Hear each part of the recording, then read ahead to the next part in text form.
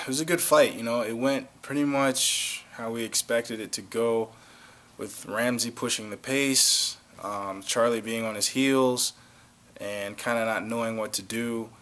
And throughout round one, Ramsey just controlled the pace, controlled where the fight took place, and, you know, limited Charlie's striking. And I think that frustrated Charlie. And, you know, I told Ramsey pretty much, if you ever get a striker, tire his arms out, pummel with him, push him, make him work. Because if they come off this cage, his striking is useless almost. And then, now he can't find his rhythm. Because you kept him on the cage, he couldn't get a feel for you, he can't control distance, he can't find his distance, he can't set his footwork, he's flustered. And there's only, what, like a minute left? So now he has a minute to try and pull off something big and find his rhythm and keep his rhythm without you breaking it. So I pretty much think Ramsey took him out of the fight from the start, and then Charlie just looked like, you know, fuck this, I don't want to be here, this is not what I signed up for, you know, I didn't expect him to be this close to me, to be this aggressive, and be able to push this hard. You know, I don't want to take credit for anything, you know. Ramsey came into camp good shape, you know.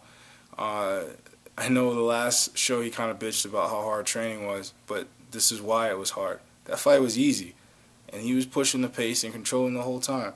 Why? Because our practices are hard.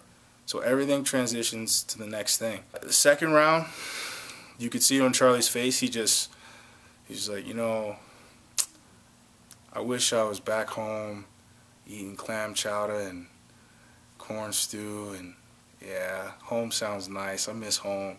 You could just see it on his face. He was just like, this is not what I want. So he found a way out. Ramsey touched his neck. He started tapping, and it was the end of the fight. And then I think he might have hurt his shoulder a little bit, but I think sometimes people do things because they need an excuse for their actions, you know. Instead of realizing, like, okay, I really quit in the fight and I didn't want to be here anymore. Oh, my shoulder. My shoulder is the reason that stopped me from winning that fight. You know, people reach for ridiculous things all the time. Oh, you know, I didn't eat right before the fight, or you know, someone was talking to me too much, or I lost an hour of sleep last night, or you know, my girlfriend was talking to me about Cyndi Lauper tickets and I've totally forgot about the game plan. You know, everybody has an excuse when it comes down to it. Champions don't make excuses. You know, they make commitments. So we saw what happened.